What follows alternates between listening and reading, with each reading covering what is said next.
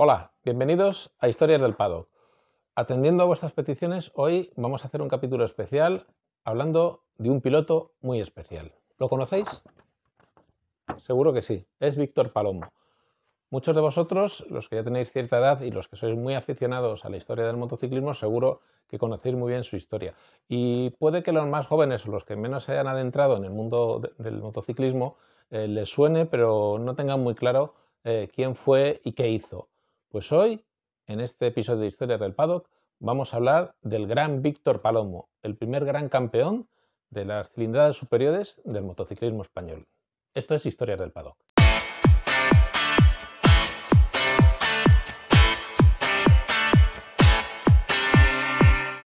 La historia de Víctor Palomo es una historia de superación, de retos, de dureza, de convertirse en un pionero en muchas facetas del deporte español.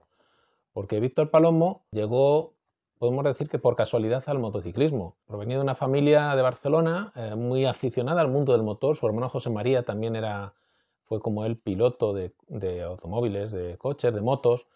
También fue campeón de España de velocidad en moto. Pero su padre les exigió que tuvieran una formación y Víctor acabó su carrera de Derecho, era abogado, aunque nunca llegó a ejercer. Pero era sobre todo un deportista nato. En 1969, un año que queda marcado para el motociclismo español por la primera victoria, el primer título mundial que consiguió Ángel Nieto, también Víctor Palomo se convirtió en campeón del mundo, pero fue campeón del mundo de esquí acuático. En Dinamarca logró el título en la modalidad de slalom y su futuro estaba destinado a esa especialidad, aunque él seguía dando rienda suelta a su afición por el mundo del motor, participando en rallies, participando en subidas en cuesta, en fin.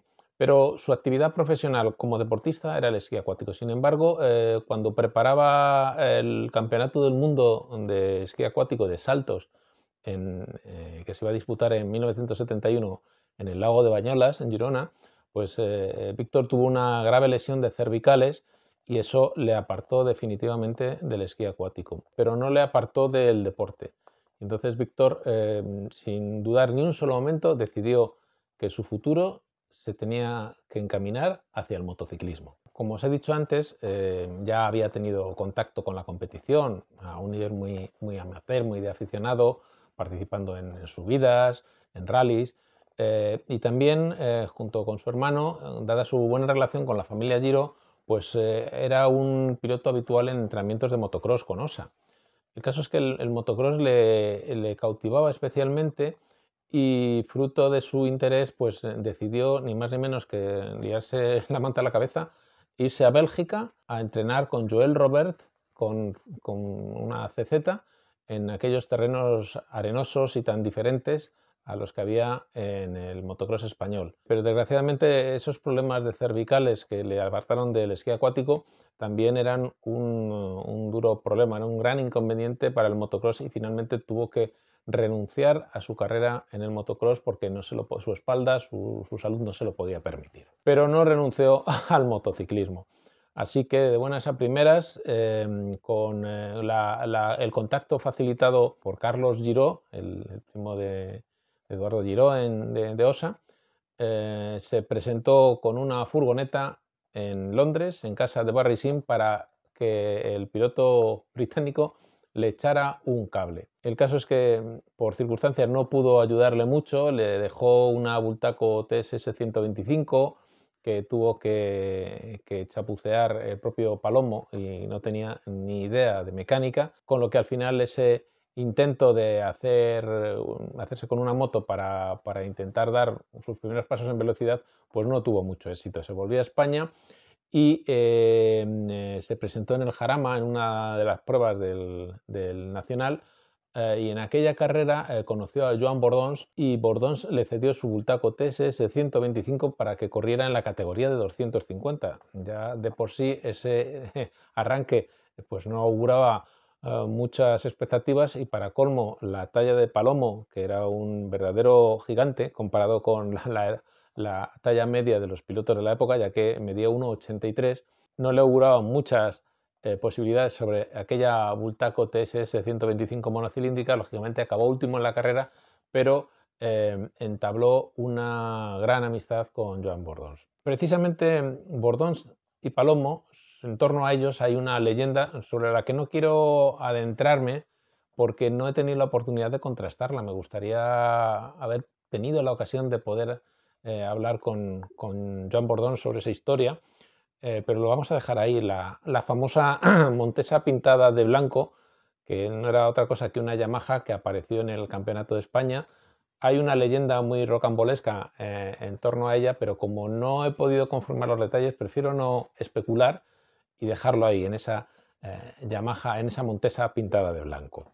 Lo que sí es cierto es que Palomo tenía que dedicarse a las categorías superiores. En España la única posibilidad y la única marca que podía respaldar a un piloto era Derby, que estaba centrada en 50 y 125 con Ángel Nieto, pero que tenía una 250 que, bueno, tenía ciertas posibilidades. De hecho, como en algún otro episodio hemos comentado, Borge Hansson ganó el Gran Premio de Austria de 1972 en la categoría de 250 con esta moto. El caso es que Palomo vio que la única opción que había era comprar alguna Yamaha en Francia o en Suiza, que eran los sitios donde se podía ir a comprar material, aunque la importación resultaba compleja y hasta cierto punto ilegal en España. No se podía correr con mecánicas japonesas. La realidad es que Palomo, bueno, convenció a su padre para que le adelantara el dinero y adquirió una Yamaha TD3, la última carreras cliente refrigerada por aire de Yamaha antes de la llegada de las TZ. Y con esa moto se desplazó a Portugal a la inauguración del circuito de Estoril, el circuito Fernanda Pires da Silva, una pista que a partir del año 2000 terminaría albergando el Gran Premio de Portugal y durante varias ediciones fue una visita habitual de los grandes premios. Pero en los años 70 Portugal estaba bastante alejada de los grandes premios. Palomo acudió con aquella moto que apenas había podido preparar. Había una inscripción de pilotos portugueses, españoles, de varias nacionalidades, y también Ángel Nieto con la Derby 250. Y Nieto fue el único capaz de rodar más deprisa que Palomo hasta que la Derby sucumbió y Palomo se adjudicó su primera victoria en velocidad, su primer gran éxito internacional al ganar aquella carrera de la inauguración del circuito de Estoril. Después debutó en el Gran Premio de España y lo hizo con una brillante séptima posición. Lo que le auguró muchas esperanzas de cara a poder adentrarse en el mundo de la velocidad. Y con esa determinación, en 1973 se plantó en el Mundial, sin mucha más experiencia que la que había adquirido a través de esas carreras de rallies, subidas en asfalto, carreras de resistencia y estas primeras carreras de velocidad que había hecho a lo largo de 1972. Algo que distinguió a Víctor Palomo del resto de los pilotos españoles es esa aventura continua a la que se enfrentó. No le temblaron las piernas en irse a Europa, buscarse la vida por su cuenta, sin tener una fábrica detrás. No era más que un piloto privado, como tantos había en el Campeonato del Mundo y en los grandes premios y en las carreras internacionales, que se buscaba la vida y que quería abrirse camino en unas categorías donde los pilotos españoles por lo general no tenían muchas oportunidades. Eso marcó la diferencia con respecto al resto del motociclismo español.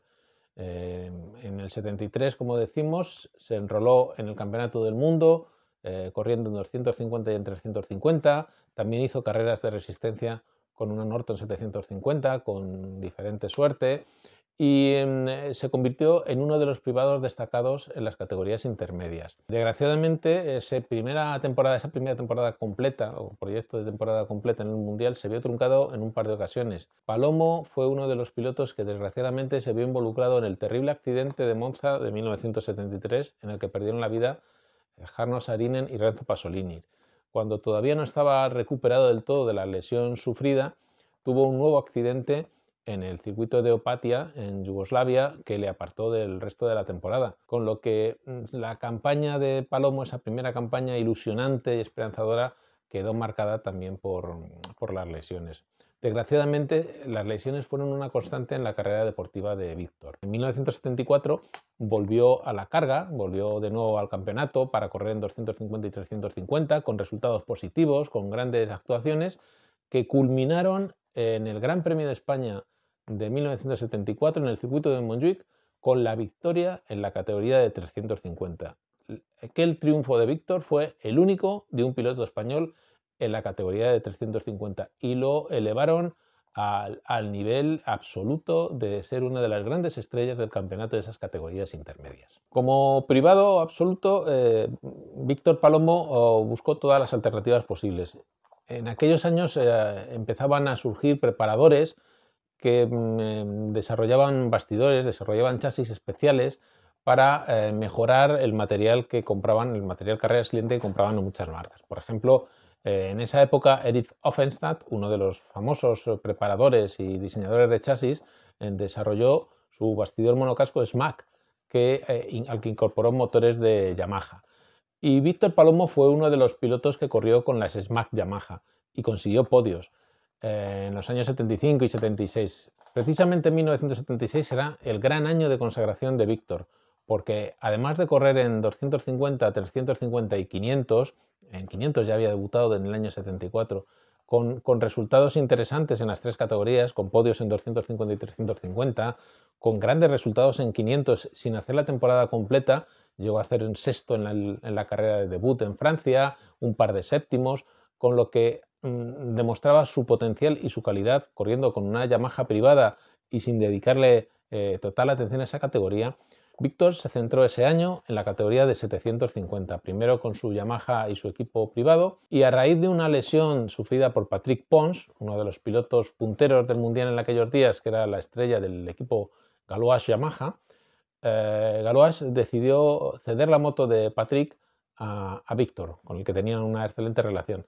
Y Víctor consiguió por fin disponer de un material tan competitivo que le permitió anotarse 3 victorias y convertirse en campeón del mundo de 750 esa temporada. Fue un año, un título agónico porque estuvo en disputa con el norteamericano Gary Nixon y el título se resolvió después de que la Federación Internacional anulara los resultados de la primera prueba del campeonato, el Gran Premio de Venezuela, por una irregularidad en el contador de la carrera que dio pie a pensar que las clasificaciones estaban mal realizadas. Eso anuló los resultados de esa carrera y confirmaron definitivamente la victoria en manos de Víctor Palomo. Para entonces también la Federación Española había empezado a mostrar su interés por él. Se habló de un proyecto en paralelo a la compra de Pio Battici por parte de la Federación Española para poner a su disposición ese departamento de carreras con Bultaco y que Bultaco desarrollara las motos de 50 y 125 para Ángel Nieto. También se hablaba de crear una estructura en 250 para Víctor Palomo. Finalmente eso no se llevó a cabo. Hubo una pequeña ayuda para Víctor en aquella temporada, pero afortunadamente sus éxitos en el 750 le permitieron conseguir unos resultados excepcionales y alcanzar un prestigio y un reconocimiento increíble. Sin embargo, a partir de 1977 las cosas se complicaron. Empezó muy bien el Mundial ese año, hizo podio en las dos categorías intermedias, en 250 y 350 en la carrera inaugural de Venezuela, pero a partir de ese momento las lesiones y los problemas no le abandonaron. Las dificultades le llevaron a recoger muy pocos resultados durante esas carreras. Esa temporada, incluso en 1978, apenas puntuó de nuevo acuciado por las lesiones. Como su trayectoria en los grandes premios parecía abocada a no tener continuidad, Víctor persuadió a los responsables de Ducati Mototrans, a Ricardo Fargas, para que apoyaran para llevar a cabo la tentativa del europeo de resistencia con la Ducati 900 SS, que era una moto ya muy competitiva y que en manos de pilotos españoles como Benjamín Grau, como Salvador Cañellas, había mostrado su potencial en las 24 horas de Montjuic. Con un equipo que formaba pareja con Mario Lega, Víctor fue segundo en las carreras de resistencia de Assen y Nürburgring y estaba en segunda posición del campeonato cuando abordó la siguiente cita, que eran las 24 horas de Montjuic. Por circunstancias especiales, Lega no pudo tomar parte en esa carrera y su puesto lo ocupó Carlos Morante. Y desde luego que Víctor Palomo y Carlos Morante optaban al triunfo en Montjuic, lo que les habría proyectado en sus aspiraciones al título. Pero desgraciadamente, en la tercera hora de carrera, ya siendo de noche, Víctor tuvo un terrible accidente al chocar contra un piloto que circulaba en punto muerto con su moto averiada, con las luces apagadas, sufriendo una terrible fractura en una pierna con múltiples lesiones que le tuvo apartado de los circuitos hasta 1981. El proceso de recuperación de esa terrible lesión sufrida en Montjuïc fue larguísimo. A lo largo de 1980 y 1981, y por supuesto la segunda mitad del 79, Palomo trabajó duramente en el gimnasio con fisioterapia para conseguir recuperar su maltrecha pierna. Prácticamente desapareció de la escena motociclista. Y bueno, se le vio en algunos acontecimientos, en el Gran Premio de España o en el 24 de Montjuïc, que pasaba por ahí de visita, y su regreso a la competición se produjo casi por sorpresa en 1981, cuando tomó parte en la célebre carrera Banco Atlántico 500, aquella carrera homenaje a Ángel Nieto, a Ricardo Tormo, en la que Nieto corrió con una Suzuki oficial frente al resto de las estrellas del Mundial de 500. Pues en esa carrera, con una Suzuki del Team Lombardi, Víctor Palomo regresó a la competición y regresó a un altísimo nivel, metiéndose entre los 10 primeros en las dos mangas de la carrera. Y recordamos que esas carreras de la Banca Atlántica 500 contaban con media parrilla del Mundial, o sea, que eran carreras era una carrera de un nivel bastante aceptable y bastante elevado. Eso le animó a reengancharse al mundo de las carreras y decidió en 1982 abordar el Mundial de 500. Lo hizo de un modo modesto, con la estructura privada, con el patrocinio de Banco Nuclear. Todos recordamos aquella moto, aquella Suzuki preciosa, azul, y ese mono impecable blanco de Víctor, que con su talla destacaba por encima de la mayoría de los pilotos de la parrilla. Fue una temporada, como siempre le sucedió a Víctor, compleja, llena de dificultades, pero que nos dejó episodios de brillantez, como aquel Gran Premio de España en el Jarama, donde Víctor cosechó una brillante octava posición. Ahora puede parecer poco, pero que un piloto español privado, con una moto privada, hiciera octavo en una carrera, en un Gran Premio del Mundial, era muchísimo. Siguió adelante durante la temporada, pero en el Gran Premio de Yugoslavia, en Rijeka, tuvo una caída y se fracturó la pelvis. Eso le tuvo fuera de combate durante varias semanas.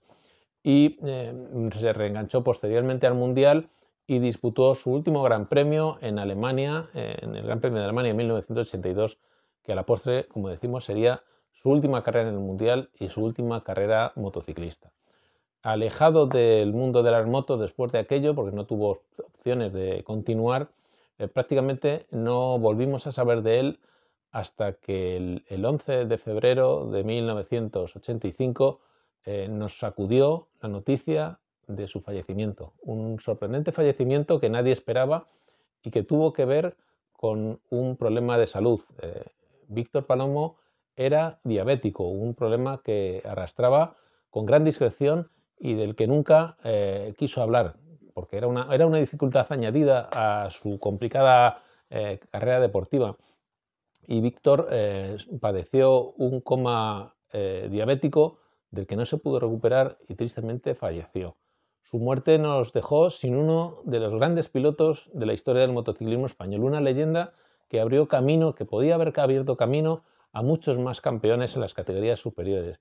Él fue un caso único, un caso excepcional y un piloto de otro nivel. Se merece que le sigamos teniendo presente en la historia del motociclismo español y que sigamos contando su gran aventura, su epopeya, sus gestas y ese abrir camino cuando nadie se había adentrado por el terreno de las grandes cilindradas en el motociclismo español. Y hasta aquí el episodio de hoy de Historias del Paddock. Bueno, espero que disfrutéis de unas buenas vacaciones de Semana Santa, aprovechar al máximo, cargar las pilas, que ya entramos en la parte más interesante del año. Llega la primavera, llega el buen tiempo, hay más oportunidades y más tiempo para rodar en moto. Así que bueno, disfrutad sobre todo esta Semana Santa y nos vemos dentro de poco. Ya sabéis, entrad, compartid, suscribiros, acordaros de dar a la campanita para recibir las notificaciones y nos vemos dentro de una semana. ¡Hasta pronto!